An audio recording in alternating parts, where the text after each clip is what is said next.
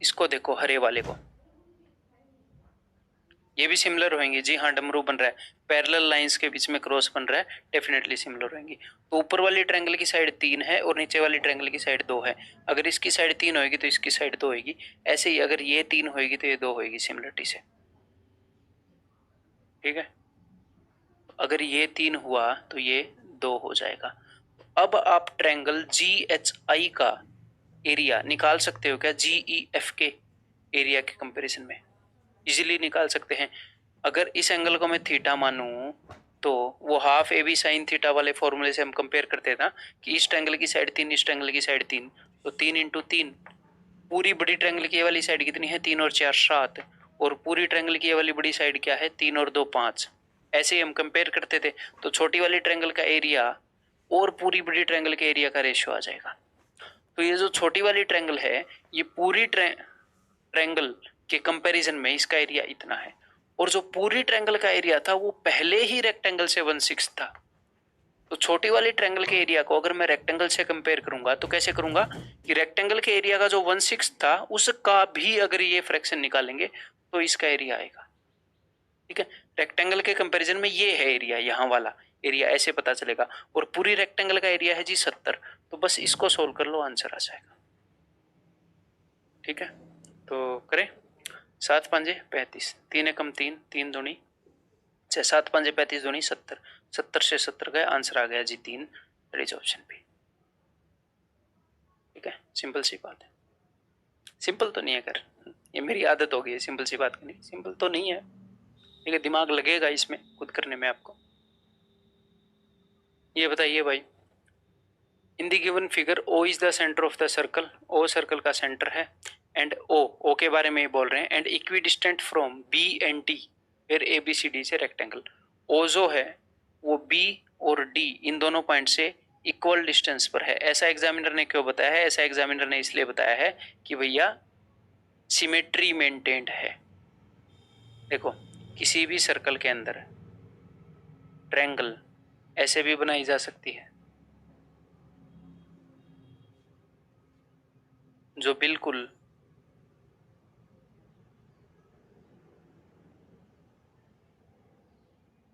ऊपर भी इस पॉइंट से ऊपर जितनी हो, इस पॉइंट से नीचे भी उतनी हो, जहां पर ये टच कर रही है उससे ऊपर भी उतनी हो, उससे नीचे भी इतनी हो। बिल्कुल सिमेट्रिकल ट्रायंगल भी बना सकते हैं, सिमेट्रिकल रेक्टेंगल आयत भी बना सकते हैं। लेकिन अगर मैं इसी लाइन को बेस के पैरेलल यहाँ पर खींच दूं, ऊपर वाली लाइन को इसके पैरेलल खींच दूं, तो ABCD ये भी तो एक रेक्टेंगल ही है।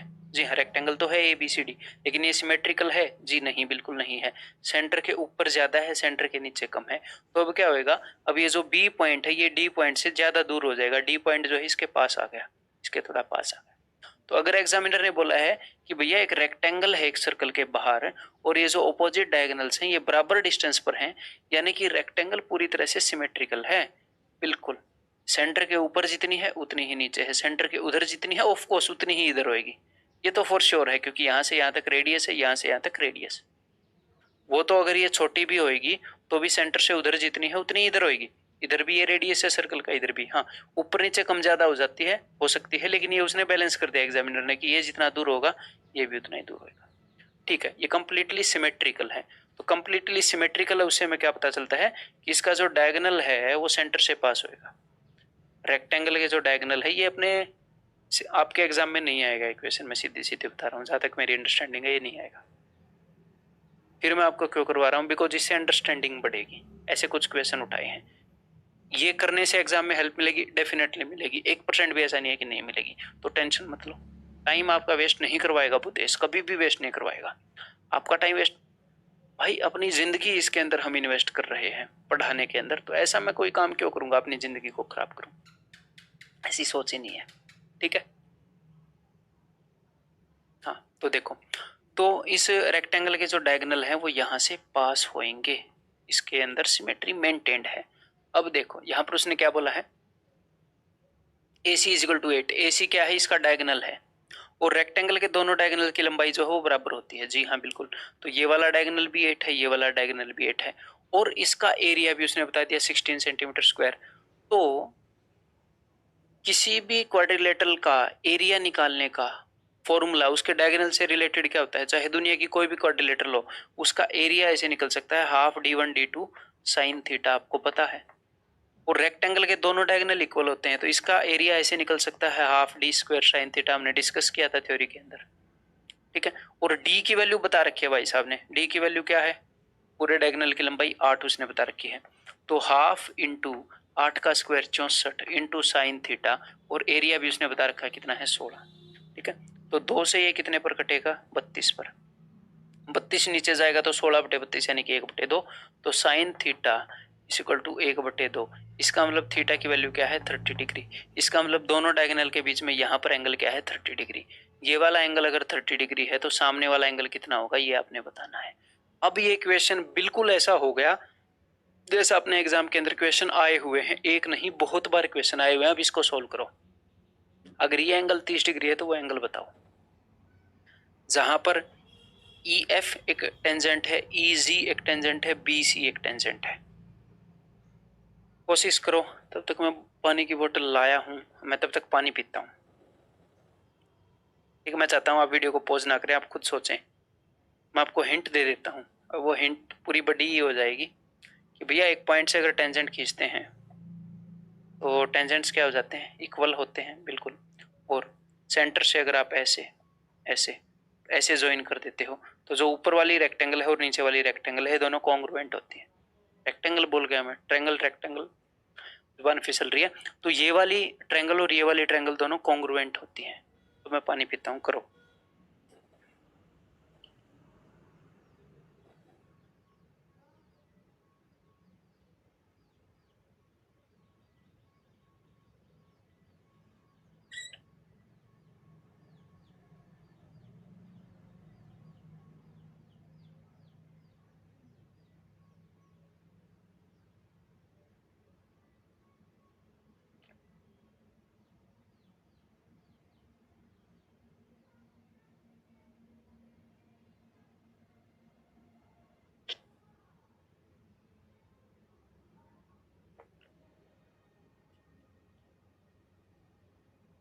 कर लेना चाहिए था इस पॉइंट के बेस पे, अगर नहीं किया है तो गलत बात है। अब देखो जरा, ये जो है ये एक पॉइंट है जहां से दो टेंजेंट खींचे गए हैं। जी हाँ, अगर मैं यहाँ से इसको मिला दूं और यहाँ से इसको मिला दूं तो एग्जैक्टली सेम केस होएगा। एक पॉइंट जहां से टेंजेंट खींचे गए हैं वहां से मिला दिया गया, और ऊपर और नीचे वाली ट्रायंगल क्या होती है, कॉन्ग्रुएंट होती हैं। अभी आपके कान में बोलूंगा, कॉन्ग्रुएंट होती हैं। तो ये वाला एंगल अगर थीटा है तो ये भी थीटा है, अगर ये वाला एंगल अल्फा है तो ये वाला एंगल भी अल्फा है। ये हम डिस्कस कर चुके हैं, है ना। तो ये वाला एंगल और ये वाला एंगल दोनों बराबर होंगे, ठीक है। और ये बीच वाला एंगल 30 डिग्री का है ना, तो बिकॉज जो सिचुएशन है वो सिमेट्रिकल है, एग्जामिनर ने पहले एक्सप्लेन कर दिया है। तो यहाँ से जब आपने ये लाइन यहाँ पर खींची तो ये 30 डिग्री का है, तो इससे ऊपर 15 डिग्री का आएगा यहाँ पर। ये दो बराबर हिस्सों में बटेगा, सिचुएशन जो है वो सिमेट्रिकल है। तो ये 30 डिग्री का है तो ये 15 डिग्री का होगा, ये 15 डिग्री का। अगर ये 15 का है तो इससे ऊपर ये भी 15 का होगा। इस चीज के तहत ये 15 है तो यही 15। सिमिलरली अगर मैं यहाँ से ऐसे मिला दूं, ये 15 का है तो बिकॉज इस पॉइंट से दो टेंजेंट खींचे गए हैं, ये 15 का है तो यही 15 का होगा। जी हाँ। अब देखो जरा ध्यान से, ये वाला एंगल कितना हो गया, ये पूरा एंगल हो गया है जी 60 का, और ये वाला एंगल 90 डिग्री का है क्योंकि टेंजेंट के ऊपर है, और ये वाला एंगल भी 90 डिग्री का है, टेंजेंट के ऊपर है। तो ऐसे क्वेश्चन अपने एग्जाम में आए हैं कि नहीं आए हैं, ऐसे कि इस पॉइंट से दो टेंजेंट खींचे गए हैं और ये वाला एंगल 120 डिग्री है, तो ये वाला एंगल बताओ। तो इस एंगल और इस एंगल का सम 180 होता है, बिकॉज ये 90 है, ये 90 है। इन दोनों ने मिलकर 180 डिग्री कवर कर लिया, और चारों ने मिलकर 360 कवर करना होता है, तो ये दोनों मिलकर बाकी का 180 कवर करेंगे। तो ये अगर 120 है तो ये 60 है। ऐसे ही अगर ये 60 है तो ये सामने वाला 120 होगा, बिकॉज 90 90 यहाँ पर कवर हो गया। ये पूरी क्वाड्रिलेटरल की बात कर रहा हूँ मैं इसकी, ठीक है। ये 60 तो ये 120, so the answer will be option D, ठीक है। The length and breadth of a playground are 36 meter and 21 meter respectively. poles are required to be fixed all along the boundary at distance 3 meter apart? The number of poles will be. Simple question है। इसकी लंबाई है 36, इसकी चौड़ाई है 21। कुछ simple सी mistakes हैं जो स्टूडेंट कर सकते हैं इस क्वेश्चन के अंदर, बस वो है। इस क्वेश्चन में ये नहीं है कि भाई बहुत ज़्यादा डिफिकल्ट है, बस थोड़ी सी सावधानी बरतनी है। तो सबसे पहले तो एक मेरे को बात बताओ कि यहाँ से लेकर यहाँ तक अगर मैं 3-3 मीटर के गैप पर पोल गाड़ूंगा तो कितने पोल गड़ेंगे? अगर मैं स्टार्टिंग से लेकर एंड तक, अगर मेरे पास एक लंबाई है, एक लाइन है जो भी है 36 मीटर लंबी है, 3-3 मीटर के गैप पर पोल गाड़ूंगा तो कुछ स्टूडेंट बोलते हैं सिर्फ 12 पोल गड़ेंगे, जो गलत है। ये एक छोटी सी मिस्टेक वो कर सकते हैं। कैसे? देखो, अगर आपके पास 9 मीटर लंबी है लाइन और वहां पर 3-3 मीटर पर पोल गाड़ने हैं तो एक पोल गड़ा, फिर एक पोल गड़ा तो 3 मीटर कवर हो गया, फिर एक पोल गड़ा 3 मीटर कवर हो गया, फिर एक पोल गड़ा 3 मीटर कवर हो गया। तो जब आप 9 को 3 से डिवाइड कर रहे थे तो आप ये देख रहे थे कि 9 को 3 से डिवाइड करूंगा तो 3-3 के टुकड़े कितने बनेंगे? ऐसे 1 2 3 टुकड़े तो 3 बने, पर देखो स्टार्टिंग वाले टुकड़े के दोनों तरफ पोल आए, फिर एक और टुकड़ा बढ़ा तो एक और पोल आया, फिर एक और टुकड़ा बढ़ा तो एक और पोल आया। एक डिस्टेंस को कवर करने के लिए 2 पोल, 2 डिस्टेंस को कवर करने के लिए 1 2 3 पोल, 3 डिस्टेंस को कवर करने के लिए 1 2 3 4 पोल। देखो टुकड़े 3 ही हैं, इनको कवर करने के लिए 1 2 3 4 पोल हैं। समझ रहे हो? तो 3 से अगर इसको डिवाइड करोगे 12 तो टोटल 13 पोल लगेंगे यहाँ से लेकर यहाँ तक। 13 3 से डिवाइड करोगे तो 12 आएगा, लेकिन टोटल 13 पोल लगेंगे। देखो सिर्फ एक डिस्टेंस को कवर करने के लिए 2 पोल लगे, 2 डिस्टेंस को कवर करने के लिए 1 2 3, बिकॉज एंड में एक और पोल एक्स्ट्रा लगेगा ना क्लोज करने के लिए। तो यहां से लेकर यहां तक टोटल 13 पोल लग गए। अब ये वाला पोल जो है यहां से लेकर यहां तक टोटल कितने पोल लगेंगे? एक बार इस पोल को छोड़ दो, यहां से यहां तक 13 पोल, जी हाँ काउंटेड।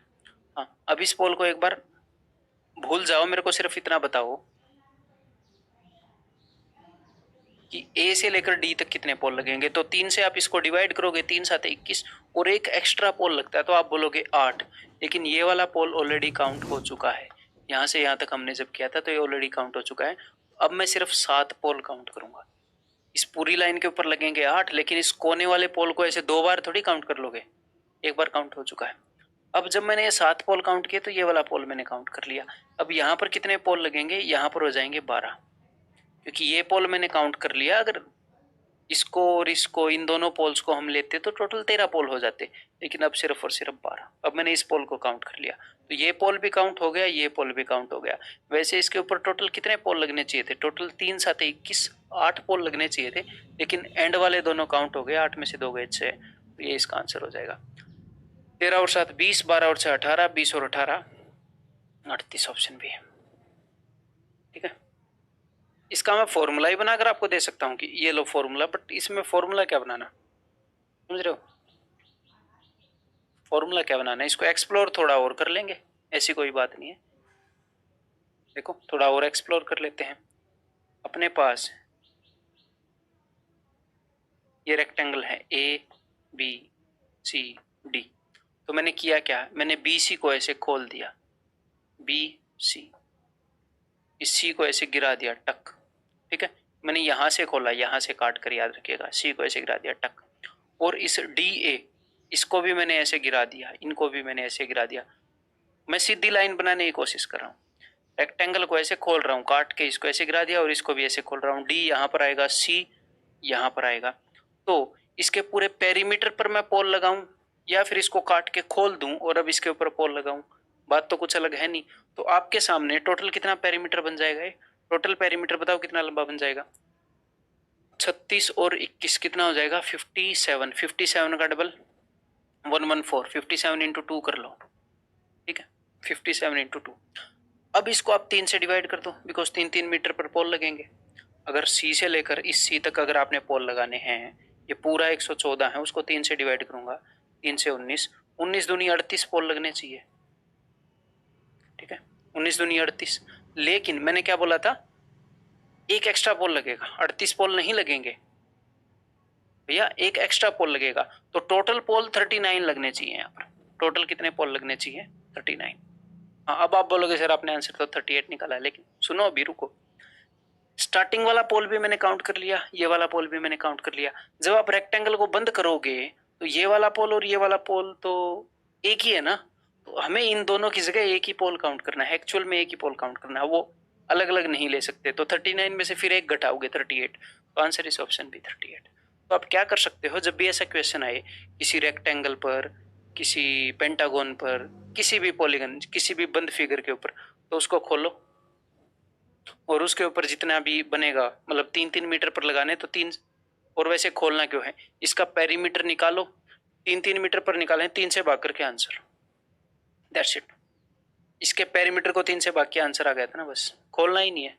पेरीमीटर डिवाइडेड बाई जितने जितने गैप पर लगेंगे। मैं बोल रहा था फॉर्मूला नहीं बताना चाह रहा, बट मतलब ठीक है, ये है, ठीक है, इसको रटना नहीं है, इसको समझना है, मैं ये चाहता हूँ। हो सकता है कल को आप मेरे से पूछो सर उसका फॉर्मूला, तो मैं सोचूंगा हाँ पेरीमीटर को ये होगा, ऐसे रटा नहीं है, रटेंगे कितनी चीजें। ये बताओ भाई, there are n different rectangles each with area 200 centimeter square. If the dimension of each rectangle are in integers, then the value of n different rectangles हैं और उनका एरिया ये है। तो रेक्टेंगल का एरिया क्या होता है, लेंथ इंटू ब्रेड्थ, यानी कि लंबाई और चौड़ाई का जो प्रोडक्ट है वो 200 है। तो देख लो कितनी है, मैं 1 से स्टार्ट होता हूँ। अगर b की वैल्यू 1 होएगी तो लेंथ की वैल्यू क्या होगी, 200। अगर b की वैल्यू 2 होएगी तो ये कितनी होएगी, 100। b की वैल्यू 3 हो नहीं सकती, इंटीजर है ना, 3 से डिविजिबल नहीं है 200। 4 होएगी तो ये कितना होएगा, 50। तो ये नहीं है कि हम ऐसे ही कितने तक जाएंगे, आपने एक पैटर्न ऑब्जर्व कर लिया ना, ठीक है। तो यानी कि इसके मैं नंबर ऑफ फैक्टर्स देख रहा हूँ, 1 भी इसका फैक्टर है, 2 भी इसका फैक्टर है, 4 भी इसका फैक्टर है, ऐसे मैं इसके नंबर ऑफ फैक्टर्स देख रहा हूँ, ठीक है। तो इसके टोटल नंबर ऑफ फैक्टर्स कितने होंगे, नंबर ऑफ फैक्टर्स कैसे निकालते हैं देखते हैं जरा, देखो। तो ये हो गया 2 की पावर 3 इंटू 5 की पावर 2, ठीक है। नंबर सिस्टम में पढ़ाया ना मैंने आपको, इसको फैक्टराइज कर लो, 4 और 2, 2 की पावर 3, 5 की पावर 2, तो नंबर ऑफ फैक्टर्स हो जाएंगे, पावर के अंदर एक एक ऐड कर लो, 3 में एक जोड़ दिया 4, 2 में एक जोड़ दिया 3, तो टोटल 4 दिए 12 फैक्टर्स हो जाएंगे, ठीक है। अगर 12 फैक्टर हुए तो उनमें से 12 हो गए ना, 6 यहाँ पर, 6 यहाँ पर, टोटल 6 डिफरेंट ट्रायंगल्स बन सकते हैं, ठीक है। क्या हो गया, टोटल 1 2 4, यहाँ पर 6 नहीं आएगा, 7 नहीं आएगा, 8 आ जाएगा, 9 नहीं आएगा, 10 आ जाएगा, देन 11 12 12 नहीं आएगा, 13 14 15 16 भी नहीं आएगा, फिर 20 आ जाएगा 10 के बाद सीधा, है ना। और फिर 20 के बाद क्या आ जाएगा, 20 इंटू इधर हो जाएगा जी 10 इंटू 20 ही हो जाएगा यहाँ पर ना। वैसे आंसर तो हम निकाल चुके हैं, मैं वैसे इसको एक्सप्लोर कर रहा हूँ, हमने कौन सा मिस कर दिया, 10 और 20 तो काउंट होगी, एक हमने मिस कर दिया, यहीं तक हमारे 20 से पहले ही हमारे हो जाने चाहिए थे 6, एक 5 मिस कर दिया, बोलो कितनी बेसिक सी बात है, 5 मिस कर दिया, ठीक है। तो क्योंकि मैं क्यों बोल रहा हूँ, क्योंकि 10 के आगे यहाँ पर 20 आ गया, 10 20 10 और 20, 20 और 10, ये तो अलग हो जाएगा ना केस, मतलब कि ऐसा नहीं काउंट करना ना, डिफरेंट डिफरेंट केस हमने बताने, तो सेम काउंट हमने नहीं करना। तो यहीं तक अपने 6 आ जाएंगे, 1 2 3 4 5 6, तो number of factors divided by 2, इसलिए मैं एक्सप्लोर कर रहा था कि आपको दिख जाए मैं कहना क्या चाह रहा हूँ। फैक्टर 12 है, बट उसके बाद केस क्या है, रिपीट होने स्टार्ट हो जाएंगे, 10 20 फिर 20 10 आ जाएगा, फिर ये क्या हो जाएगा, ये 8 से डिवाइड हो रहा है ऑफकोर्स, तो 8 इंटू 25 है, तो यहाँ पर 25 और 8 आ जाएगा, वो हमने रिपीट नहीं करने, तो आंसर इस ऑप्शन बी।